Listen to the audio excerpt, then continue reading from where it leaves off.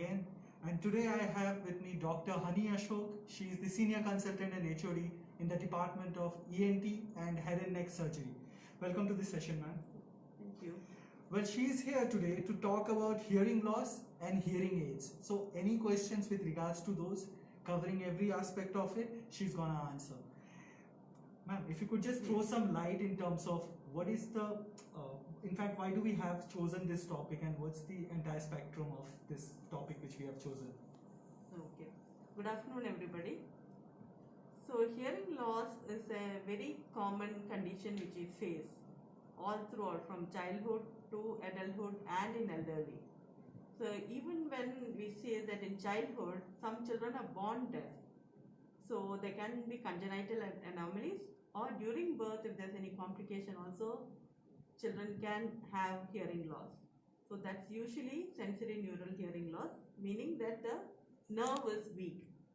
So that can happen when a child has serious illness, or whether the child is treated in an ICU or severe pneumonia and other complications, then the child can have hearing loss. Right. But less common conditions or more common conditions other than that are wax, or a child puts a foreign body in the ear and then can have hearing loss. Right. In an elderly, you find age causing hearing loss, that is known as presbyocusis. Sorry. So with age, the nerve becomes weak, and if you have hypertension, diabetes, and other comorbid conditions, you can have some weakness of the nerve, which causes hearing loss. Well, so my next question to you is, how does an individual identify that, okay, he's having some reduction in his hearing capacity? So usually if you have any ear symptoms like ear discharge or ear pain, and associated with it you feel that you can't hear the same as compared to the other ear, like when you feel that you keep the phone onto the left ear, you can't hear properly compared to the right ear. That's one way of detecting. The other conditions are like when a child is growing up, sometimes the child may not respond to your call. Right. And feels that the child is moody, or he doesn't, he's not disciplined or something. But sometimes when the child is growing up in the school, the child may not be able to catch up with the studies. Then you know there's something wrong. Maybe the hearing loss is there. That's why the child is not listening to what the teachers are teaching. Right. So he might fall short in the school. The grades are not great. Then you know that there must be some hearing loss. Or like when you are in a crowd, like in adults, when you say when you have meetings or when you are in a crowded place, sometimes you feel you can't hear what others are telling. When others can hear, you are falling short. Right. That's also one way of detecting that there's something wrong. Maybe we need to get it checked. Or repeatedly, you might be asking the other person to repeat what he has told. Okay. So these are the various ways that you feel that you're falling short on your hearing and you need to get it evaluated. Right. Right. How can how can one exactly avoid this hearing loss? Is there any way? One of the commonest causes when you say of hearing loss is a traumatic one. Okay. Or ear discharge, but the ear discharges are not avoidable as such, because once you get an infection, it can spread to the ear. Traumatic, in case when you have wax, we try to clean the wax, and then we use sharp objects or something like a hook or something to a pin to clean the wax. If you go deeper, you might damage the eardrum, and once you perforate the eardrum, you'll have hearing loss. So children also, when the children playing with beads or something, they might put it into the ear and can have blockage of the ear. Right. So these are the avoidable conditions. Or when you have, if you catch cold and we don't take medication properly, it can spread to the ear, it can get infected, and then you will have a discharging ear. These are avoidable conditions. If you take care of the infections, it can prevent having hearing loss.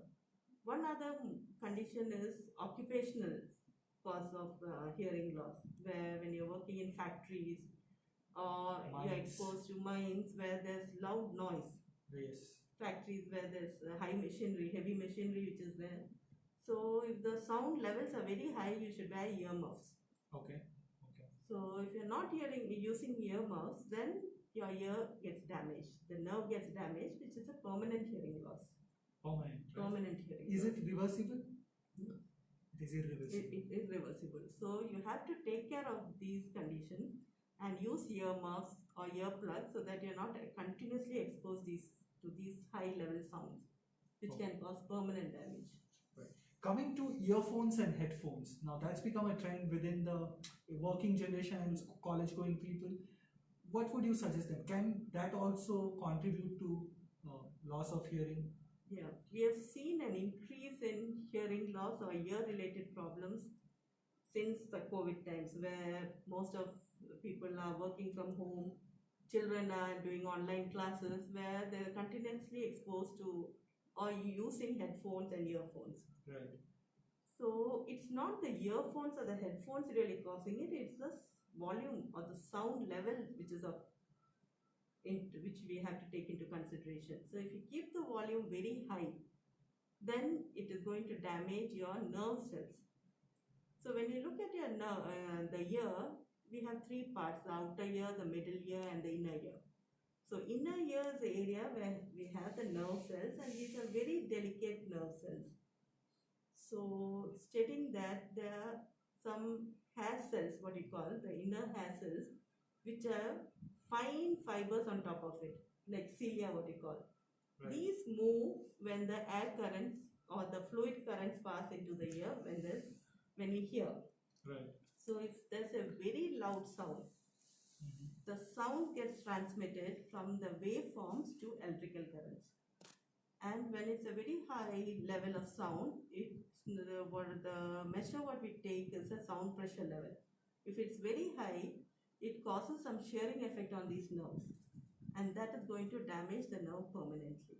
Okay. All right. Okay.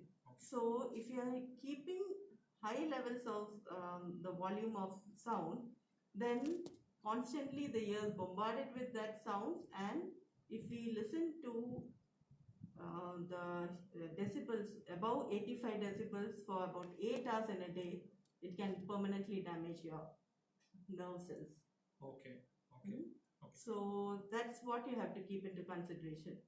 So don't working from home is unavoidable, and using headphones also is unavoidable. But beyond that time, you should not be using headphones to listen to music and news or anything else or movies, because the ear is continuously getting exposed to the sound levels, Right. which can damage and can be permanent. Sure. What would you suggest to people who are experiencing ear pain because of the excessive use of earphones and headphones? Earache, sometimes it can be just because it's ill-fitting. So you mean to say it's not properly fitting into the Okay. ear canal, and it is rubbing against the bony part or the cartilaginous part, which is causing some minimal trauma.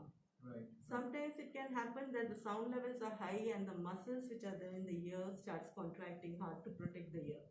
Okay. That can also give rise to ear pain, and when you have pain, you should think that the ear is becoming sensitive to the sound.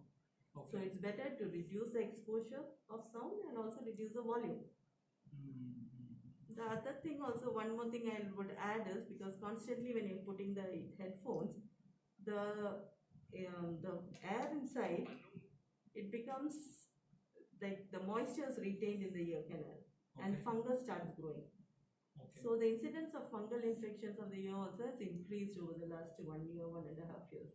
Okay. I think we constantly put earphones, Yes. the headphones, and then the dampness remains inside, and then it causes infection. So that can also cause pain. Okay. Now I'm moving to the second part of our discussion, which is about hearing aids, right?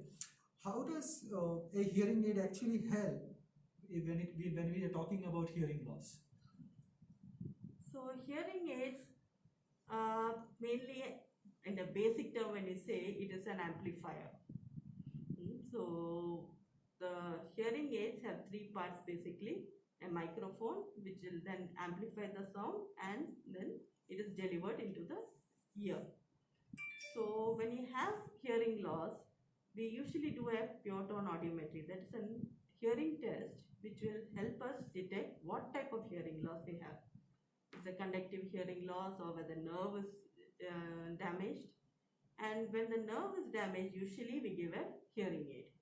For conductive hearing loss, there are other ways of treatment where we can correct the hearing loss by surgery or medication, and it's a reversible condition. So this hearing aids are of different types.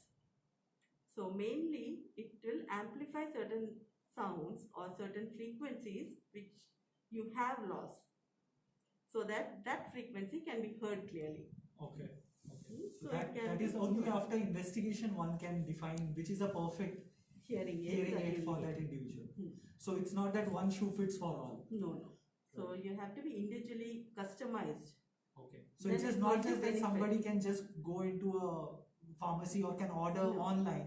Not advised. No, it won't be of help. Maybe it will become a nuisance when you start wearing, you'll start getting headaches, and you Right. feel all the sounds are getting amplified, and it'll be really Discomforting.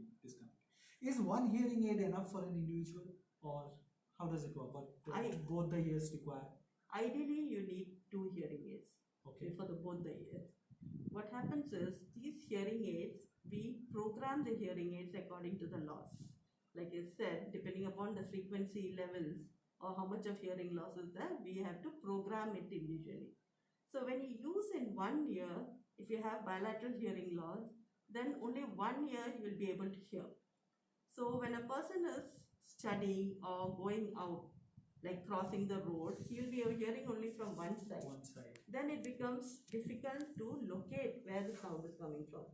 So if it's an elderly is crossing the road and if he's not hearing a horn, somebody is coming from the back and with a bike or a car, and then he may not be able to localize, and suddenly might turn to the right or the left and then get injured. Right. And meet with an accident.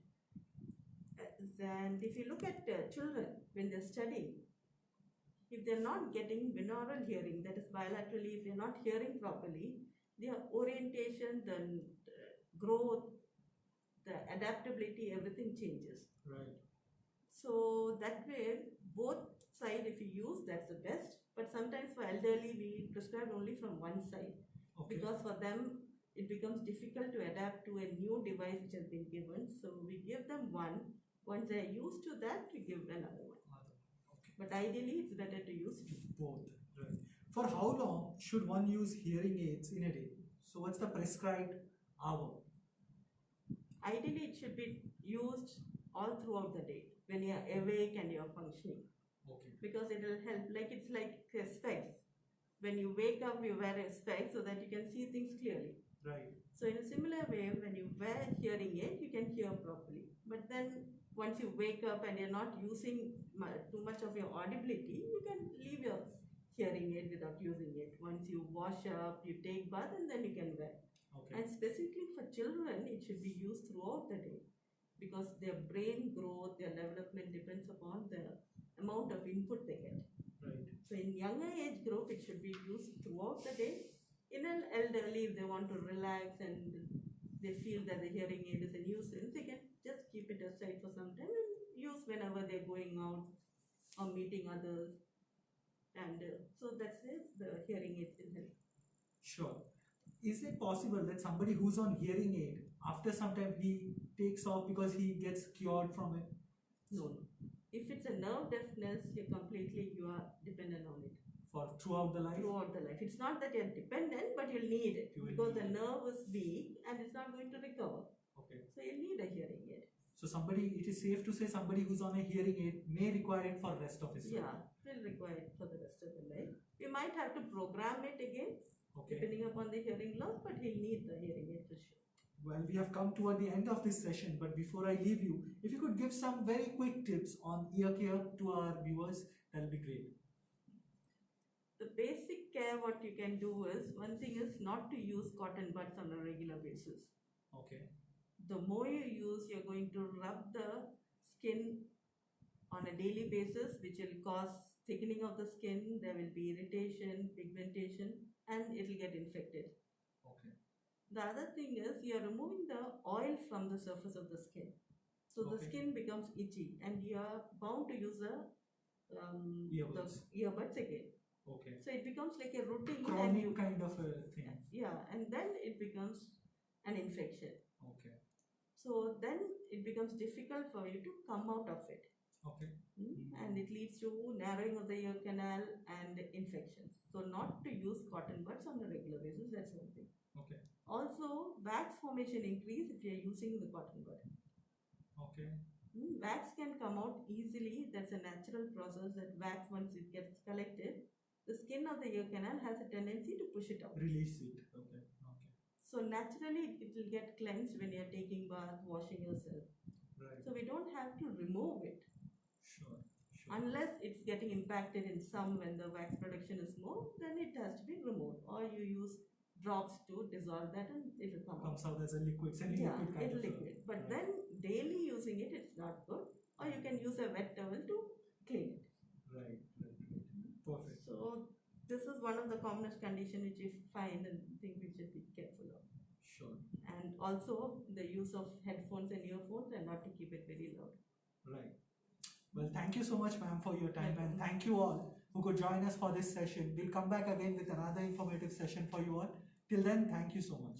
Thank you, ma'am. Thank you.